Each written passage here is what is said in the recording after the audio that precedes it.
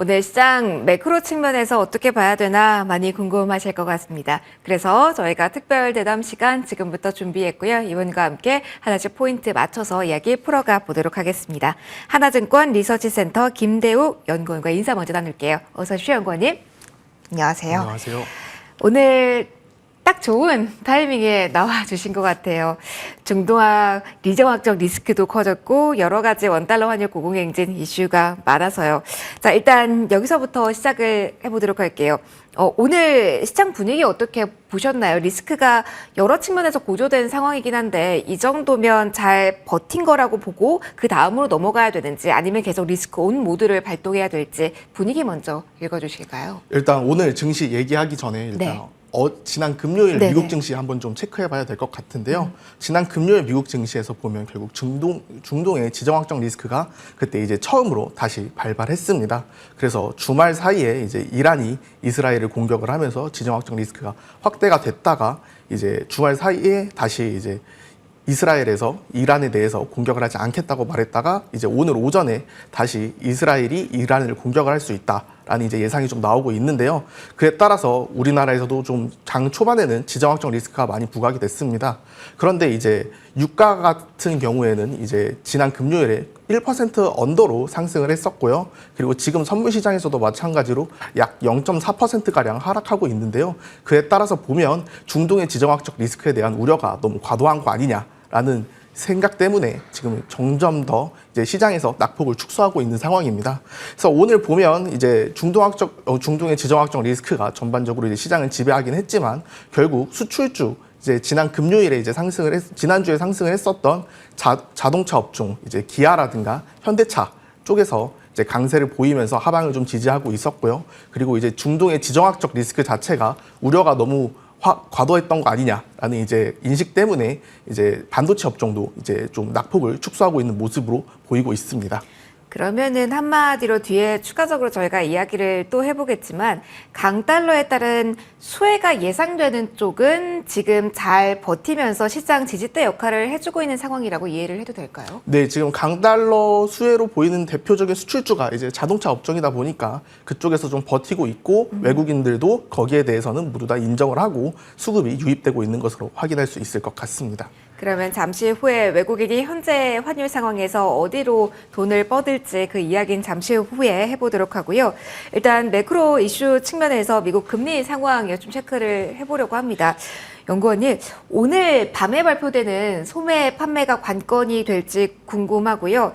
시장 사실은 금리 인하 시기가 늦어졌다 뭐 인상 이야기가 나와도 그렇게까지 충격파가 크지는 않았는데 계속 그래도 그 시기가 미뤄지고 있다라는 점에 대한 경계는 분명 필요한지 금리 관련 이슈 어떻게 챙겨봐야 될까요? 확실하게 이제 마지막에 말씀해 주신 이제 기준금리가 언제 인하를 처음을 할 거냐라는 이제 거기에 대한 우려감은 계속해서 잔존하고 있는 것으로 보이고요. 이제 6월에서 7월로 좀 인하 시기가 늦춰질 수도 있다에 대해서는 우려감이 분명 존재합니다. 이제 그거에 대한 기본적인 이제 기반 상황이 이제 물가이긴 한데요. 이제 오늘 밤에 이제 발표되는 이제 미국 소매 판매가 좀 중요한 지표가 될 수 있을 것 같습니다. 이제 미국 소매 판매 같은 경우에는 지난 2023년 1월, 그러니까 2022년 12월치부터 지금 지난 3월에 발표했던 소매 판매 지표까지 총 이제 13개가 발표가 됐었는데요. 15개죠. 15개가 발표가 됐었는데 그동안에 이제 8번에서 시장 예상치를 상회를 했고요. 이제 단 7번 시장 예상치를 하회를 했습니다. 그런데 이제 시장 예상치를 소매 판매 지표가 시장 예상치를 하회했던 그 7번 중에서 단 한 번을 빼고 모두 다 지수가 주간 수익률이 상승을 했고요. 8번 중에서는 이제 3번이 상승을 했는데요. 그 중에서 이제 11월과 12월 CPI가 CPI가 예상치를 상회했다 보니까 그 당시에 발표했던 소매 판매 지표는 상관없이 이제 물가 안정화와 그리고 이제 금리 인하 기대감이 반영이 됐습니다. 그래서 이 두 개월을 좀 제외를 한다면 이제 8번 중에 단 한 번만 이제 지수 수익률이 상승을 했다라고 말씀드릴 수 있을 것 같습니다. 그렇다는 거는 오늘 이제 소매 판매 지표가 예상치를 상회하냐 하회하냐에 따라서 앞으로 단기적으로 주간 수익률이 이제 향방을 좀 미리 볼 수 있는 이제 그런 지표가 될 수 있을 것 같습니다. 그러면은 오늘 나오는 소매 판매가 이번에도 증가가 많이 예상을 하시는 것 같은데 그 경우엔 불안감이 더 가중된다라고 봐야 될까요? 왜냐하면 유가도 사실은 계속 고공행진이고 그렇다 보면 인플레 우려 커지고 이게 뭐 소비 위축 그러면서 금리 인하 이렇게 연결고리가 되기 때문에 그 이상으로 좀 경계감을 키워야 될지요.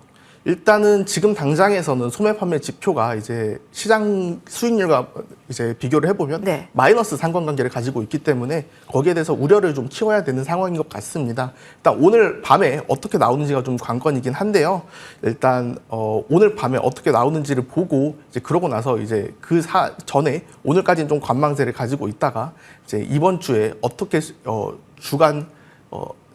주간 이제 투자 전략을 어떻게 세울지를 이제 소매 판매 지표를 보고 확인하면 될 것 같긴 합니다. 일단 소매 판매 지표가 이제 예상치를 상회한다고 했을 때 이제 긍정적으로 나올 수 있는 부분 자체는 이제 그 시장의 연착륙 기대감이 좀 확산된다인데요. 일단 최근 이제 1년간의 이제 수익률 추이를 보면 이제 연착륙 기대감보다는 아무래도 이제 금리 인하 시점이 좀 연기가 될 거다라는 이제 우려가 좀 더 큰 상황이기 때문에 아무래도 조금 더 이제 물가 지표, 소매 판매 지표가 예상치를 상회한다면 거기에 대한 경계감을 좀 가질 필요는 있을 것 같습니다. 미리 대응하기보다는 어떻게 나오는지를 보고 그때 한번 전략을 고민해보자라는 조언이었습니다. 오늘 저녁 9시 반에 3월 미국의 소매 판매가 발표되고요. 컨센서스 전월비 0.4% 증가할 것으로 일단은 좀 나오고 있다는 점도 참고를 해보시고요.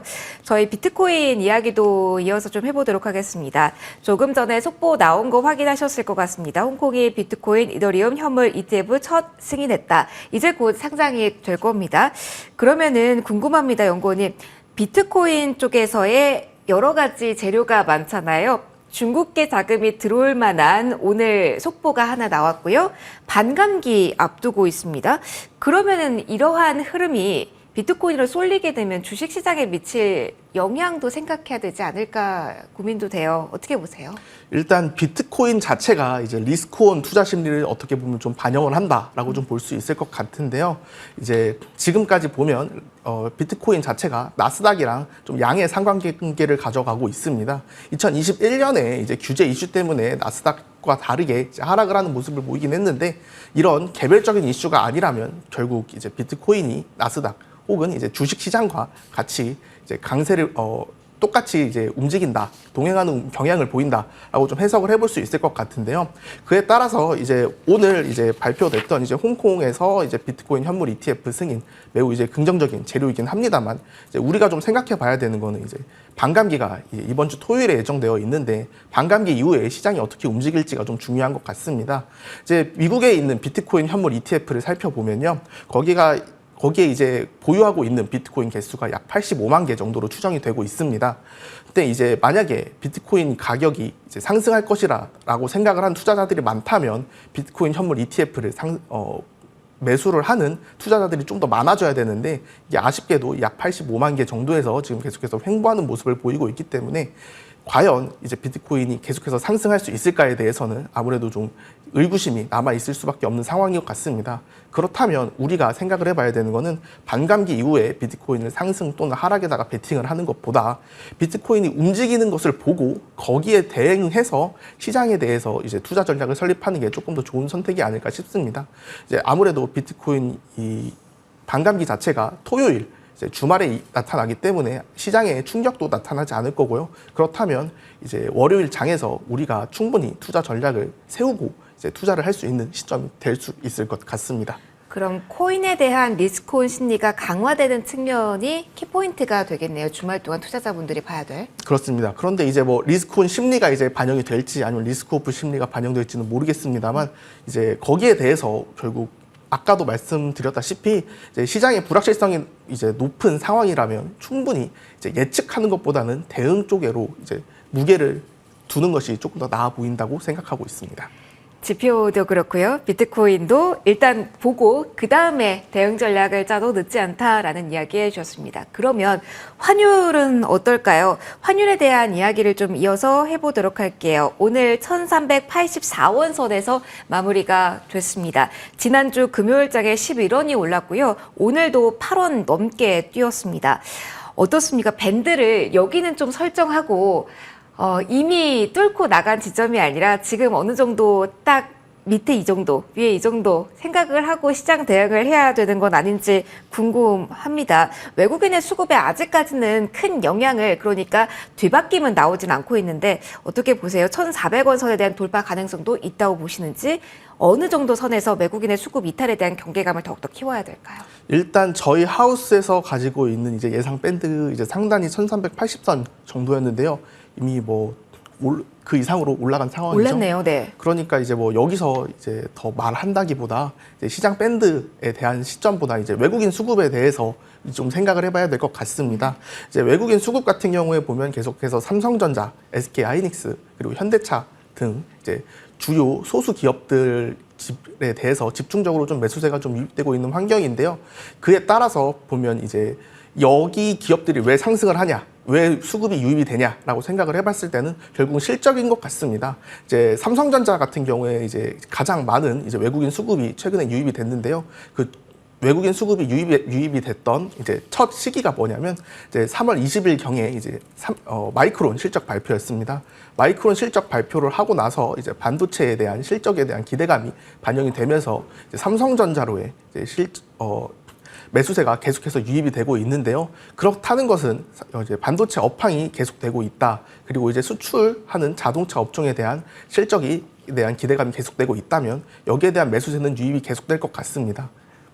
그러면은 오늘 장에서 가수급 이상을 확인해 보긴 해야겠지만, 오늘 IT 업종 좀 많이 외국인 팔았고 삼성전자에 관해서도 일단은 19거래일 만에 매도 전환으로 보이긴 하는데, 이게 추세적인 전환이나 특별히 우려할 사항은 아니라고 보시는 걸까요? 네, 이제 중장기적인 관점에서 봤을 때는 추세적이라기보다는 결국 이제 중동 리스크 때문에 이제 국내 시장 그리고 이제 신흥국 시장에 대해서 일단 리스크 오프 심리가 좀 반영된 것으로 보이기 때문에요. 네, 맞습니다. 지수를 파는 관점에서 삼성전자를 파는 거지 펀더멘털은 이상무라는 이야기를 해주셨습니다. 그러면 큰 그림에서의 외국인 수급도 괜찮은지 봐주세요.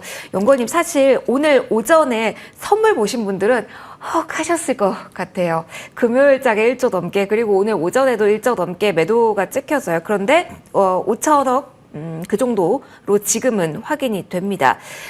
계속된 선물 쪽에서 플레이는 어떻게 봐야 되는 걸까요? 이게 위클리 월목 영향으로 지금 흔들거림이 큰 건지, 아니면은 선물 쪽에서의 지금 연속된 그래도 4거래일 연속의 매도 흐름에 좀 의미를 부여해야 되는 걸까요? 아무래도 지금 외국인의 선물 쪽에서 매도를 좀 생각을 해보면, 최근에 보면 삼성전자를 비롯한 이제 소수 기업에 대한 집중 매수세가 유입이 되었고, 거기에 대해서 생각을 해보면 그 환율이 상승함에도 불구하고 이 기업들에 대해서 매수세가 유입이 됐단 말이죠. 그렇다는 것은 외국인 입장에서는 이 기업들이 매력적이라고 생각은 하지만, 그렇다고 하더라도 이제 환율에 대해서 부담감을 느낄 수밖에 없는 시점이라고 보이고 있습니다. 그게 이제 선물 시장에서 좀 나타난 것 같고요. 결국은 달러 강세 그리고 이제 원화 약세에 따라서 여기에 대한 해지 물량이 이제 선물 시장에서 매도로 좀 나오고 있는 것으로 보이고 있습니다. 그렇다면 한 축을 또 보도록 하죠. 저희 밸류업도 한번 봐주세요. 수급 이동 측면에서 주목을 계속 해야 되는지도 궁금해요. 오늘 지주사를 보고 특히 금융을 보면 뭐 자동차는 다른 요인들도 많겠지만 밸류업 최종 수혜주라고 얽힌 종목에 외국인의 수급이 꾸준하게 들어오고 있거든요. 이런 측면은 어떻게 봐야 되는 걸까요? 일단 거기에 대해서도 마찬가지로 밸류업에 대한 중장기적인 기대감은 계속해서 좀 유지되고 있다라고 좀 말씀드릴 수 있을 것 같습니다. 아무래도 이제 총선 이후에 이제 밸류업에 대한 밸류업 프로그램의 좀 약화 가능성에 대해서 좀 많은 분들이 우려하고 계시긴 한데요. 뭐 여기 우려하시고 있는 거 충분히 가능한 부분이고요. 그리고 이제 정부에서도 마찬가지로 결국 세제 혜택이 좀 가장 중요한 포인트일 것 같은데요. 이런 세제 혜택 마찬가지로 이제 좀 줄어들 수 있다. 여기에 대한 개연성을 무시할 수는 없을 것 같습니다. 그런데도 불구하고 밸류업 프로그램에 대한 정부의 의지라든가, 아니면 이제 5월에 다시 이제 밸류업 프로그램 세부안을 2차를 공개를 하는 거라든가, 이런 내용들이 이제 전반적으로 밸류업 프로그램에 대한 정부의 의지를 확인을 할 수 있고요. 거기에 대해서 이제 중장기적인 관점에서 봤을 때 오히려 조정이 나오게 되면 여기에 대해서 매수로 접근하는 것도 좀 좋은 방법일 것 같습니다. 그럼 많은 분들이 요즘은 세 굴레를 보실 것 같아요. 정책 수혜주 밸류업 조정 시 매수, 그리고 반도체 외국 수급 들어오면 또 한 번 매수, 그리고 실적, 이렇게 세 가지를 보실 것 같은데요. 가장 매력도가 높은 쪽 지금 상황에서는 어디라고 보실까요? 아무래도 지금 당장에서는 이제 실적 시즌이 좀 다가오고 있기 때문에 실적주 이제 좀 살펴보면 좋을 것 같은데요. 그런데 이제 실적주에 반도체도 포함되어 있습니다. 아, 그렇네요. 그러면 반도체를 가장 유망하다는 힌트를 살짝은 주시는 걸까요, 연구원님? 예, 반도체 업종 계속해서 좀 긍정적으로 좀 바라보고 있고요. 그 외에도 이제 좀 조선 업종 같이 좀 얘기해보고 싶은데요. 조선 3월 수출이 100% 넘게 증가를 했고요. 클락슨 신조성과 지수도 이제 183까지 상승을 했습니다. 그리고 이제 게다가 최근에 에너지 가격 계속해서 상승을 하고 있다 보니까 에너지 가격 상승으로 인해서 이제 선박에 대한 수요가 점차 증가할 수 있는 개연성도 존재하고요. 게다가 최근에 이제 결국 선박이 수주가 되는 것을 보면 이제 LNG 선박이라든가 좀 고부가 가치 선박이 좀 집중이 되고 있습니다. 그렇다는 거는 이 조선 업종에 대해서 이제 앞으로 마진이 조금 더 상승할 수 있는 그런 기대감을 좀 앞으로 계속해서 가져가도 좀 괜찮지 않을까라고 생각하고 있습니다. 그럼 마지막 질문 짧게 드릴게요. 지금 시장 2700선 하회하고 있습니다만 어떤 전략으로 돌파구 마련해야 될까요? 짧게 핵심적인 팁 주신다면요. 결국 가장 중요한 거는 이제 이란, 이스라엘 전쟁일 것 같습니다. 이제 이란에서 이제 공격을 하고 이스라엘에서 이제 반격을 하냐 마냐가 좀 가장 중요한 포인트인 것 같은데 아무래도 시장 같은 경우에는 지금 확전 가능성에 대해서 아무래도 좀 제한적으로 좀 생각을 하고 있는 것 같습니다. 이제 처음에 말씀드렸던 것처럼 이제 유가가 이제 오늘 이제 선물 시장에서 반락을 하고 있는 것도 마찬가지 포인트인 것 같고요. 미국 선물 시장에서도 이제 그 반등을 하고 있고 마찬가지로 이제 미국 선물 시장도 반등하고 있는 것도 마찬가지로 좀 이제 앞으로의 이제 환경에 대해서 조금 더 이제 좀 긍정적으로 좀 바라보고 있는 것 같습니다. 그렇지만 그렇다 하더라도 지정학적 리스크가 계속해서 유지되고 있다는 점에서는 좀 앞으로 좀 경계감을 좀 가지고 있을 필요성은 존재합니다. 이번 주는 지정학적 리스크 잘 봐야 된다라는 팁까지 주셨습니다. 오늘 여기서 같이 마무리 드릴게요. 지금까지 하나증권 김대용 연구원과 함께했고요. 같이 인사드리도록 하겠습니다. 함께해 주신 모든 분들 고맙습니다.